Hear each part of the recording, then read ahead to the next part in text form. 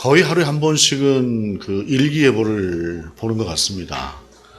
저는 어떤 포털 사이트의 일기예보를 주기적으로 보는데 뭐 하루에 한 번 정도 여러 번 보게 돼요. 내일은 어떨지 모레는 어떨지 보는데 요즘 어느 순간인가 보니까 기상청 일기예보만 나와 있는 것이 아니라 그 옆에 다른 것, 외국 사이트 같아요. 다른 곳의 일기예보도 같이 이렇게 이제 볼 수 있도록 나와 있더라고요. 아마도 예측을 해놓으면 자주 틀리다고 하고 말들도 있고 하니까 그러면 다른 것도 참고해 보세요 하고 이렇게 놓는 것 같습니다. 두 군데가 더 있더라고요. 근데 이렇게 보니까 똑같은 현재 온도인데도, 지역 온도인데도 2도 차이가 나요. 어떤 사이트, 어떤 기상청 걸 보면은 기상청 거하고 다른 외국 기상청 거를 보게 되면 2도 차이가 나면서 이게 참 쉬운 게 아닌가 보다 하는 생각을 하게 됩니다. 현재 온도도 제대로 파악을 하고 서로 다르게 보는데, 기준이 다른데, 참 내일 일, 모레 일을 본다고 하는 것, 그것도 일주일, 이주일 걸 본다고 하는 것이 쉬운 게 아니죠. 우리 인생이라고 하는 것도 그런 것 같습니다. 늘상 미래를 준비한다고 하고, 대비한다고 하고, 또 열심히 하지만 그럼에도 불구하고 돌발적인 일들이 일어나요. 그래서 참 예측할 수 없었던 일들이 일어나서 그것이 때로는 좋은 쪽으로 일어나서 우리를 기쁘게도 하지만 또 어떤 경우에는 너무 어이없이 힘든 상황으로 우리 가운데 와서 사람을 어렵게 하고 힘들게 하는 그런 것들을 경험하게 됩니다. 1년 전쯤에 이제 코로나가 본격적으로 위기감을 느끼기 시작하면서 저는 그때 당시에 부활절만큼은 그래도 예배를 드릴 수 있지 않을까 하는 기대를 했어요. 그런데 전혀 기대와는 다르게 흘러가고 오늘까지 지금까지 이렇게 이 상태로 있을 것이라고 하는 것을 1년 전에는 상상 못했지요. 시간이 지나가면서 모든 것이 익숙해지는 것 같다 하는 생각을 합니다. 그러면서 이렇게 보니까 당시에 이제 코로나가 대국에서 크게 벌어지면서 신천지하고 관계된 코로나가 크게 벌어지면서 외국에 있는 선교사님들이 하시는 말씀이 뭐라 그러냐면 한국 사람이냐고 어디 가면 그래서 한국 사람이라고 하게 되면은 기피하고 멀리 떨어지려고 하고 그 캄보디아나 뭐 이런 지역 같은 데서 이제 그런다는 이야기를 하면서 기가 막힙니다 하는 그런 소리를 들었어요. 그런데 그 뒤로 미국 같은 경우에는 뭐 한 30만 명 가까이 하루에 확진자가 생기기도 하는 그러한 일들이 벌어지기도 하고 하는 참 세기에 경험하지 못한 일들을 경험하면서 참 인생이라고 하는 것이 우리의 생각과는 다른 쪽으로 흘러간다라고 하는 그러한 생각을 하게 됩니다. 그러한 중에 두 번째 맞는, 작년에도 그랬지만 두 번째 맞는 사순절을 맞이하면서 우리 인생에 있어서 가장 근본적인 것들은 어떤 것들인가라고 하는 것들을 예수님께서 인도하시는 길을 따라가면서 우리가 사순절 동안 함께 우리에게 주시는 은혜를 누리고자 합니다. 사람에게 있어서 가장 본질적인 어떤 질문이 있다고 한다면, 문제가 있다고 한다면 그거는 삶과 죽음이라고 하는 문제일 것입니다. 이것을 좀 더 확장해 놓으면은 태어나고 자라고 늙고 병들고 죽는다. 뭐 생로병사라고 하는 말로도 우리가 그렇게 쓸 수 있겠지요. 이러한 죽음의 문제라고 하는 것은 우리에게 있어서 참 언제 올지 모르는 그러한 항상 우리가 걱정되는 부분이기도 하고 또 잊고 사는 부분이기도 하고 또한 현실이 되었을 때에 우리를 가장 또 슬프게 하는 부분이기도 합니다. 부모가 먼저 보통 세상을 떠나시지요. 언제 떠나실 것이라고 하는 것을 알아도 슬프고 모르는 상태에 있다가 돌아가셔도 슬프고 하는 것은 이 헤어짐이라고 하는 것, 특별히 이제 이 땅에서 다시는 볼 수 없다라고 하는 것이 가장 큰 슬픔으로 다가오는 것 같습니다. 그런데 가만히 생각해 보면은 순서만 잘 지켜도 그게 복이에요. 자식이 먼저 가는 경우도 있습니다. 참 그런 경우를 보게 되면 안타까움이라고 하는 것이 크지요. 그러한 문제에 대해서 오늘 주님은 분명하고 정확한 그러한 답을 우리 가운데 주십니다. 주님께서는 지금 오늘 본문에 보게 되면 예루살렘을 향해서 나가는 길이고 특별히 오늘 본문의 상황은 예수님께서 십자가에 달리시기 전에 불과 한 10시간 정도 그 전에 그러한 전에 기록되어진 상황을 말씀하고 있는 것입니다. 오늘 본문에 이렇게 말씀을 하고 있어요. 조금 있으면 너희가 나를 보지 못하겠고 또 조금 있으면 나를 보리라 라고 말씀하고 있습니다. 조금 있으면 너희가 나를 보지 못하겠고 또 조금 있으면 나를 보리라 하는 이 말씀이 우리는 예수님의 십자가와 죽으심과 부활이라고 하는 것에 대해서 알고 있어요. 그러나 이때 당시 예수님을 따라가던 제자들은 전혀 그것을 예상하지 못하던 일입니다. 예수님께서 예루살렘을 향해서 나아가자라고 하셨을 때에 제자들은 굉장히 흥분되고 이제 기대가 굉장히 컸을 거예요. 예루살렘에 들어가게 되면 정말로 이 썩어 빠진 이 세상을 우리 주님께서 바꾸고 그 바꾼 세상에서 나도 뭔가 내 속에 가지고 있었던 어떤 것들을 이 세상에 꺼내놓고 한번 좀 그 꿈을 펼치기도 하고 세상을 바꾸기도 하고 하는 이제 그러한 기대를 가지고 예루살렘에 들어왔고 이제 조금 있으면 이제 그 일들을 할 것이다 라고 생각을 하고 있는데 우리 주님께서 뜻밖의 조금 있으면 너희가 나를 보지 못하겠고 또 조금 있으면 나를 보리라 라고 이렇게 말씀을 하시니 도대체 이 말씀이 무슨 말씀인가 라고 하는 것이 이 제자들 속에서 걱정으로 근심으로 그들 가운데 돌았을 것입니다. 아니 주님 무슨 말씀하십니까? 이제 세상을 주님께서 바꾸셔야지요. 그들이 가지고 있었던 그 희망이라고 하는 것이 순간적으로 근심으로 바뀌어버린 거예요. 도대체 무슨 말씀이냐? 여러분 우리가 무엇인가 큰 기대를 가지고 있다가 그 기대가 갑자기 어느 순간에 무너지면서 정반대의 상황으로 우리 가운데 다가올 때 우리는 상당히 큰 충격을 받게 되지요. 제자들이 받았을 그 충격도 그런 것일 것입니다. 그러면서 17절 이하에 보게 되면 제자 중에서 서로 말하되 우리에게 말씀하신 바 조금 있으면 나를 보지 못하겠고 또 조금 있으면 나를 버리라 하시며 또 내가 아버지께로 가미라 하신 말씀이 무슨 말씀이냐 하고 또 말하되 조금 있으면이라 하시는 말씀이 무슨 말씀이냐 무엇을 말씀하시는지 알지 못하노라 라고 말씀하고 있어요. 우리 주님께서 지금 이 조금 있으면이라고 하는 말씀은 불과 한 10시간 후면 십자가에 달리실 것을 말씀하시는 것인데 제자들 입장에서 이게 전혀가 이해가 안 되는 것이에요. 우리 주님께서 십자가에 대한 말씀을 안 하셨던 것은 아니에요. 그런데 일찌감치 말씀하시지는 않았고 이제 예루살렘을 향해 가시는 그 길에서 예수님께서 그 말씀을 하시기 시작을 하셨는데 제자들은 전혀 알아듣지 못하는 것이죠. 사실 그렇습니다. 우리가 예수님의 부활, 우리의 부활, 하나님의 나라의 완성, 그리고 그 하나님의 나라를 내가 유업으로 이어받는 것, 이 모든 것들에 대해서 우리가 믿음으로 받아들입니다만은, 믿음으로 알고 있습니다만, 그러나 이 실제의 상황이라고 하는 것을 우리가 경험해 보지 못했기 때문에 사실상 믿음을 빼놓고는 그것에 대한 것이 설명이 힘들고 어려워요. 정말로 믿음이라고 하는 그 신비한 것들로 우리가 그것을 이해하지요.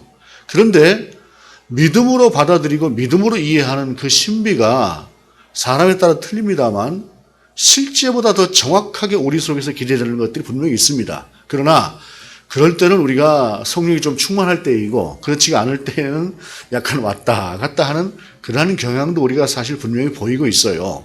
근데 제자들 같은 경우에 우리 주님께서 좀 미리 3년 동안 제자들과 함께 하셨지 않습니까? 하니까 미리서부터 내가 이제 이 마지막 때에 가게 되면 1년쯤 후면은 예를 들어서 내가 십자가를 질 거야. 대제사장과 그 수하들이 나를 십자가에 달릴 건데 내가 이제 그때 죽을 거야. 그런데 나는 죽음에서 사흘 만에 다시 부활할 거야. 라고 하는 것들을 제자들에게 처음부터 쭉 말씀하셨다면 좋지 않았을까 하는 생각도 들어요. 그런데 여러분 듣는다고 다 이해가 되는 것은 아니에요. 오늘 이 말씀을 제자들이 이해를 못하고 있는 것처럼 이 말씀을 좀 더 구체적으로 그 전에 얘기를 했어도 제자들은 알아듣지 못했을 것입니다.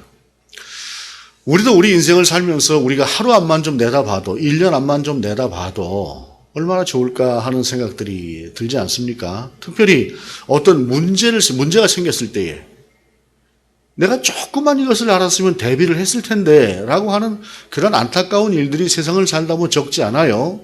그런데 미리 안다고 해서 꼭 우리가 대비했을까? 라고 하는 것들을 생각해 볼 필요가 있습니다. 여러분, 우리가 어느 순간 하나님 앞에 선다고 하는 것을 우리가 다 알아요. 다 아는데 우리가 그것을 제대로 대비하고 삽니까? 제대로 대비하고 살지 못합니다. 이게 인생입니다. 제자들이 우리 주님께서 말씀하시지 않았던 것도 미리 말씀하시지 않았던 것도 안다고 인생이 다 그대로 사라지는 것이 아니기 때문에 그렇습니다. 여러분 공부 열심히 하면 성적 올라간다는 거 아이들이 몰라서 열심히 안 합니까? 열심히 한다고 하는 것 자체가 어려운 것이에요. 우리가 무엇인가를 조금 더 했을 때에 더 좋아진다고 하는 것을 모르는 사람이 누가 있습니까? 운동하고 좀 덜 먹으면 체중 줄어들고 건강해진다고 하는 것을 저도 너무 잘 알아요. 그런데 그것이 쉽지가 않지 않습니까? 이게 우리가 갖고 있는 인생의 또 한계의 모습이기도 합니다.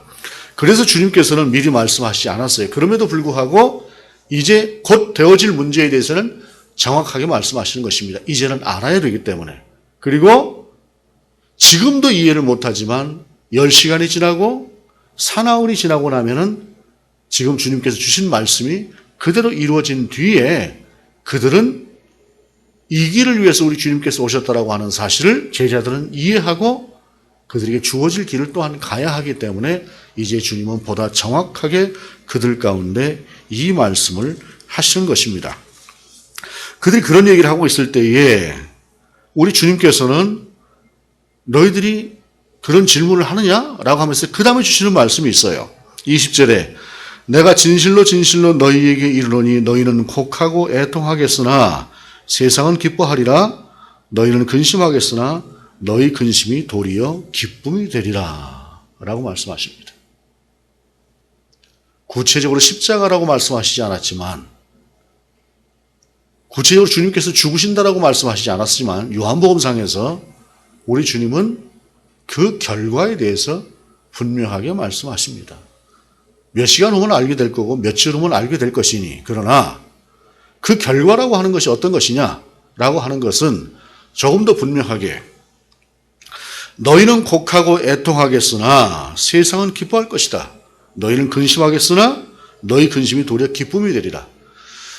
먼저 너희가 곡하고 애통하는 것과는 다르게 세상은 이제 기쁨이 시작될 것이다 라고 하는 것. 그리고 너희 지금 이 근심이지만 그 근심도 이제 너희도 그것이 기쁨이 될 것이다 라고 하는 것.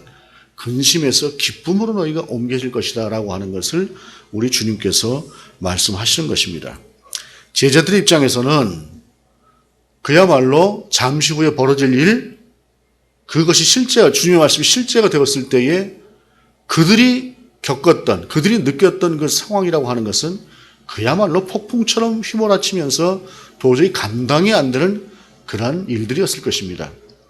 조금 전까지, 얼마 전까지 우리 주님은 죽은 자를 살리시는 분이셨습니다. 떡 5개, 물고기 2마리를 가지고 10,000명 가까이를 먹이셨습니다. 남자만 5,000이니까. 그랬던 주님이십니다.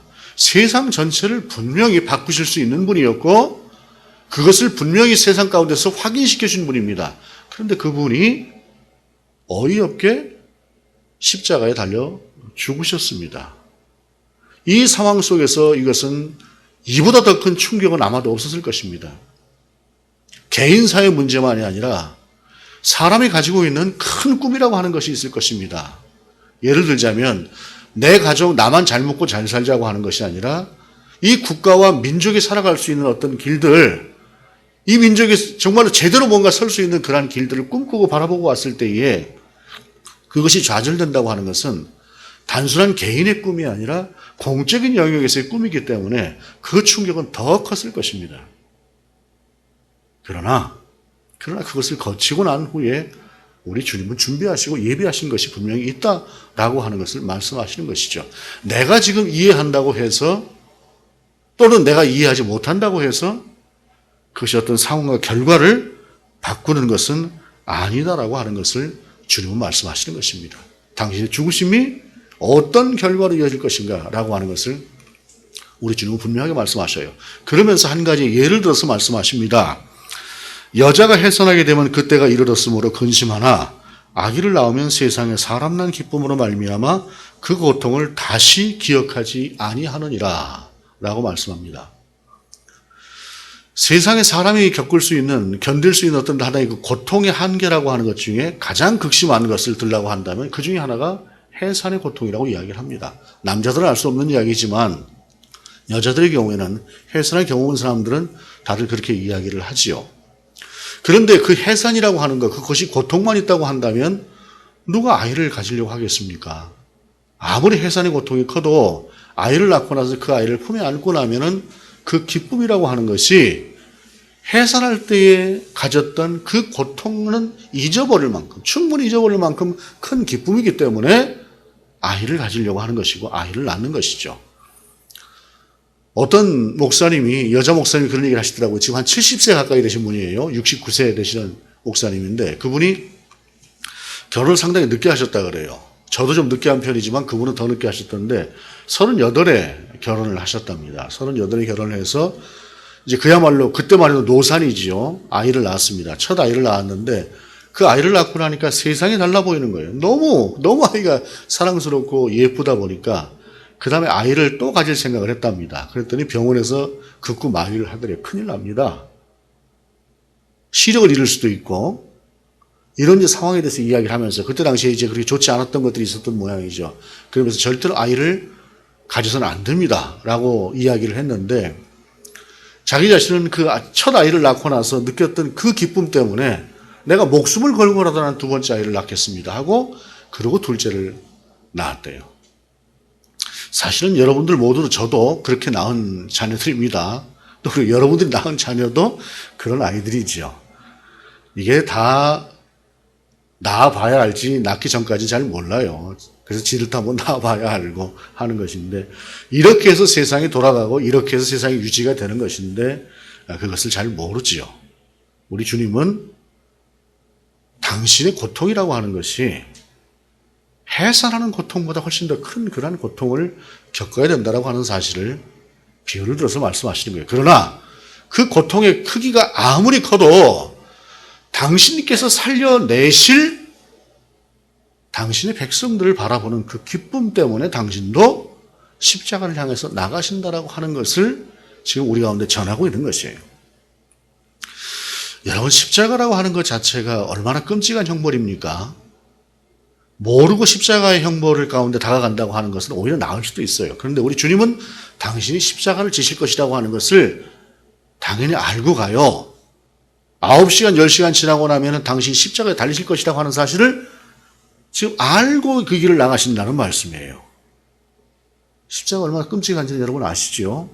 그런데 그럼에도 불구하고 해산할 때에 그 고통을 겪어야 아이를 낳는 것처럼 당신도 그 고통을 겪어야 이 땅을 구원하실 수 있기 때문에 그 길을 가셨다라고 하는 것을 말씀하고 있는 것입니다. 그러면서 그 침체된 분위기 속에 있는 제자들을 향해서 지금은 너희가 근심하나 내가 다시 너희를 보리니 너희 마음이 기쁠 것이요 너희 기쁨을 빼앗을 자가 없으리라 라고 말씀하시는 것입니다.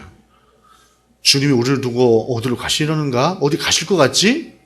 이게 무슨 일이래? 한쪽에서는 돌아가실래나? 이렇게 이야기를 할 때에 그 동요되는 그 분위기가 얼마나 싸했겠습니까? 그때 주님은 그러나 지금은 너희가 근심하나 내가 다시 너희를 볼 것이고 너희 마음이 그때 기쁠 것이다 라고 하는 것을 말씀하시면서 분명한 소망을 그들 가운데 주시는 것이죠. 다시 볼 것이다 라고 하는 것처럼 큰 헤어짐에 있어서 위로가 어디 있겠습니까? 다시 볼 수 있을 것이다 라고 하는 것에 대해서. 설사 일상에서의 마지막 이별을 한다고 할지라도 하나님의 나라에서 다시 볼 것이다 라고 하는 그 기대는, 그 소망은 정말로 큰 것이죠. 이것이 또한 그리스도인에게 있어서 가장 중요한 그런 삶의 기쁨과 소망 중에 하나일 것입니다. 그러면서 주님은 정말로 중요한 말씀을 우리 가운데 주시는데 그날에는 너희가 아무것도 내게 묻지 아니하리라. 내가 진실로 진실로 너희에게 이르노니 너희가 무엇이든지 아버지께 구하는 것을 내 이름으로 주시리라. 우리 주님께서 십자가에 다시 살아나신 그날, 그리고 그날 이후에는 너희가 내게 물을 필요가 없다는 것이에요. 물을 필요가 없이 이미 확인된 사실을 가지고, 이미 증명된 사실을 가지고 세상 가운데서 살아갈 것이기 때문에 어디로 가시려는가 물을 필요가 없다는 것이죠. 왜냐하면 어디로 가시는 거가 중요한 것이 아니라 우리 주님이 다시 살아나셨다라고 하는 사실, 그리고 우리 주님이 부활 후에 하나님의 나라로 그들 눈앞에서 보는 상태에서 올라가셨고 하나님 우편에 앉으셨으며 또한 너희도 그렇게 될 것이다라고 하는 사실을 제자들 가운데 분명히 보이셨기 때문에 이제는 더 이상 그것을 물을 필요가 없다라고 하는 것을 우리 주님은 말씀하시는 것입니다. 그런데 또한 여기서 이야기하는 그 날이라고 하는 것은 단순한 그날만은 아닙니다. 왜냐하면 우리 주님께서 부활 승천하시면서 뭐라고 말씀하셨습니까? 몇 날이 못되어 너희가 성령을 받을 것이다라고 말씀하시지 않았습니까? 예루살렘을 그리 떠나지 말라. 그리고 그 말씀대로 제자들이 예루살렘을 떠나지 않고 그곳에서 기도했을 때에 성령이 그들 가운데 임하셨습니다. 성령이 그들 가운데 임하시면서 그러면서 세상이 바뀌어버린 것이죠. 소위 기독교라고 하는 예수 그리스도를 구주로 고백하는 그러한 신앙 공동체가 형성되기 시작을 하고 그 공동체가 세상을 향해서 열방을 향해서 뻗어나가기 시작을 했다라고 하는 사실입니다. 그런데 이것이 우리 주님께서 성령이 우리 가운데 임하셨던 날 이후에 모든 사람들이 그날에 이와 같은 확신과 이와 같은 소망으로 살아가는 것일까요? 성령이 임함으로 우리는 그리스도인이 되었습니다. 그 성령의 임하심이라고 하는 것이, 그러나 그 임하심이라고 하는 것이 성령의 충만과는 분명히 다른 부분입니다. 성령이 아니면 누구도 예수 그리스도를 구주로 고백할 수 없다고 말씀하셨습니다. 그러나 그 구주로 고백하는 것과 성령이 충만한 것과는 분명히 다릅니다. 무엇이든지 내 이름으로 구할 때에 받을 것이라고 하는 그 받음이라고 하는 것도 성령이 충만한 사람의 구함과 그렇지 않은 사람의 구함은 다른 것이 되는 것이죠. 첫 번째, 구하는 내용이 다릅니다. 삶의 기준과 가치가 다르기 때문에 무엇을 구할 것인가라고 하는 것이 그리스도인으로서의 구할 것을 구하게 되는 것이죠.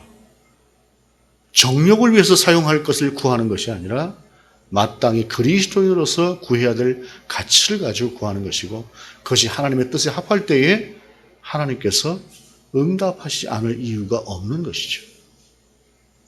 그리고 또한 이 성령의 충만함이라고 하는 것은, 그날이라고 하는 것은 종말론적인 의미를 두고 이야기하는 것입니다. 결국은 우리도 주님과 만날 것입니다. 그 주님과의 만남 가운데서 나는 어떻게 살 것인가라고 하는 것을 생각하면서 살아갈 때에, 그리고 성령과 함께 충만한 가운데 살아갈 때에 인생이라고 하는 것이 분명히 달라지는 것이다 라고 하는 것입니다. 이것은 근심이냐 기쁨이냐의 차원을 넘어서는 것일 것입니다. 지난주였습니까? 얼마 되지 않은 것 같습니다. 여러 사람의 부고를 듣는 중에, 유명한 사람들의 부고를 듣는 중에 한 사람의 부고를 또한 또 들었습니다.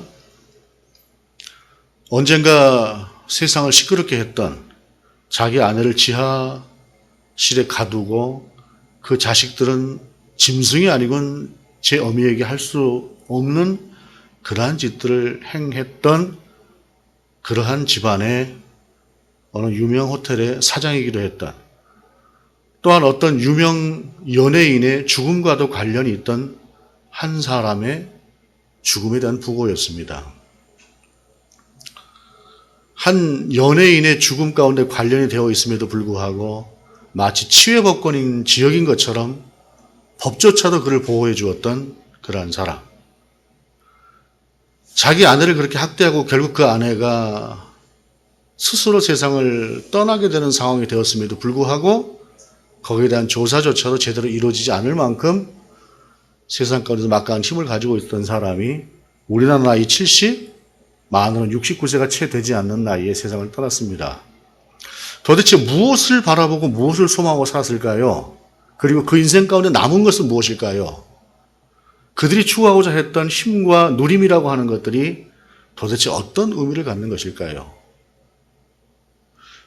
인생이라고 하는 것이 돌아보면 순간이고, 그 순간의 인생이라고 하는 것이 결국에는 그 마지막 끝에 남는 것이 이 땅에서는 그 사람에 대한 평가요, 정말로 실제적인 면에 있어서는 이제는 내가 하나님을 만나고 하나님의 나라를 누리는 누림으로 살아가는 것, 이것이 인생의 본질이고 인생이 추구해야 될 것입니다. 그러나 눈 깜빡할 사이 지나가는 것처럼 지나가 버리는 이 땅의 몰입하고 이 땅 것만을 누리려고 하고 했던 인생이라고 한다면 그 인생이라고 하는 것은 이 땅에서 어떻게 살았던 그것은 아무런 가치가 없는 것일 뿐만 아니라 오히려 조롱거리가 될 수도 있는 그런 인생이 될 수 있다라고 하는 사실입니다. 어떤 죽음은 누군가에게 대단히 슬프고 애달프고 사람을 안타깝게 할 수 있겠지만 어떤 죽음은 또한 그와는 전혀 다른 그러한 대상이 될 수도 있다라고 하는 것을 기억하면서 우리는 먼저 이 땅에서 어떻게 살 것인가라고 하는 문제를 생각해야 될 것입니다. 그러나 우리가 이 땅에서 어떻게 살 것인가라고 하는 것은 우리가 사람으로서 어떻게 살 것인가라고 하는 고민이 아니라 그리스도인으로서 어떻게 살 것인가라고 하는 것을 고민하는 그런 삶이 되어야 할 것입니다. 왜냐하면 우리는 한 치 앞을 모르고 나갑니다. 그러나 우리 주님은 모든 것을 아시고 우리를 인도해 가시는 분이십니다. 그 계획 속에서 우리를 끌어가시고 가장 합당한 쪽으로 우리를 인도하시는 것이죠. 흔히들 예수 그리스도만을 따라간다고 하는 것이 나를 버리고 완전하게 버리고 그저 그냥 맹종해서 따라가는 것처럼 생각하는 경우들이 있습니다. 주님이 원하시는 것은 그런 것은 아니죠. 그리고 하나님과 예수 그리스도 우리가 좀 더 가까워지고 성령이 충만한 상태에 살아가게 될 때에 우리의 삶이라고 하는 것이 우리가 생각하는 것처럼 또는 보통 사람들이 생각하는 것처럼 어떻게 그렇게 살 수 있다고 하는 것이 아니라 우리는 충분하게 자유롭고 누림이 충만하면서도 주님과 하나 되어지는 그 기쁨 가운데서 주님의 제자로서 그리스도인으로서 살아갈 수 있다고 하는 것을 깨닫고 알게 됩니다. 사순절의 기간 동안 어쩌면 우리가 예수 그리스도께서 우리를 인도해 가시는 그 길을 따라가는 삶 속에서 우리의 시선이 좀 다른 곳에 자꾸 머무는 것이 있었다고 한다면 그 시선들을 다시 예수님께로 모으면서 그리고 또한 우리가 이 땅을 살아가면서 왜라고 하는 고민이라고 하는 것들이 참 많은 여러 가지 부분들을 생각할 수도 있겠으나 그러나 그 이후를 우리 주님께서 또한 예비하고 계신다라고 하는 사실을 우리가 다시 한번 말씀을 통해서 확인하면서 주님은 우리를 근심에서 기쁨으로 인도해 가기를 원하시는 분이지 기쁨에서 근심으로 우리를 인도해 가시는 분은 결코 아니다라고 하는 사실을 우리가 다시 한번 확인하면서 예수님께서 인도하시는 길을 따라 다시 한번 우리의 시선과 우리의 길을 주님께로 옮겨드리는 그러한 우리의 시간들이 될 수 있기를 원합니다. 사순절 첫 번째 주일 우리 가운데 주시는 이 말씀을 따라서 우리가 주님을 다시 한번 따라가는 그러한 사람으로 세워질 수 있기를 원합니다. 기도하시겠습니다. 주님, 사순절의 첫 주일 오늘의 말씀을 통해서 우리가 다시 주님께서 가신 길과 주님께서 우리를 인도하시고자 하는 그 길을 따라가는 우리가 될 수 있도록 인도하여 주옵소서. 설사 지금 우리가 근심하는 중에 있다고 할지라도 그것을 기쁨으로 바꾸실 주님을 기대하며 나아가게 하시옵소서. 그래서 주님께서 우리 가운데 주시고자 하는 기쁨이 진정한 우리의 것이 될 수 있도록 인도하옵소서. 주 예수 그리스도 이름으로 기도드립니다. 아멘.